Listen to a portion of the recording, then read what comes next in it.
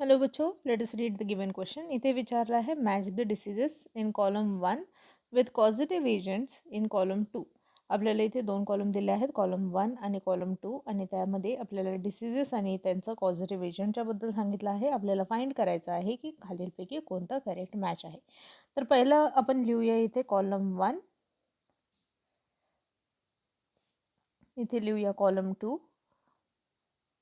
Column 1 मध्ये आहे ABCD options आणि कॉलम 2 मध्ये आहेत स्मॉल 1 2 3 4.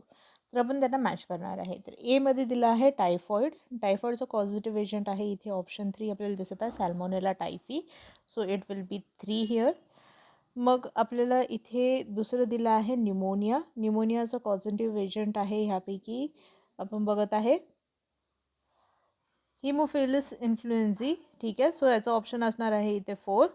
त्यानंतर दिला आहे elephantiasis. Elephantiasis is caused by Wuchereria bancrofti which is option 1. आणि नंतर दिला आहे malaria which is caused by Plasmodium वाय आणि Plasmodium vivax is option 2. So correct answer here will be एचं ऑप्शन करेक्ट मॅच असायला पाहिजे 3, जे की आपल्याला इथे एचं मॅच 1 दिसत आहे. सो ऑप्शन 1 रॉंग झाला. ऑप्शन बी सुद्धा रॉंग झाला. ऑप्शन सी मध्ये आपल्याला इथे करेक्ट दिसत आहे.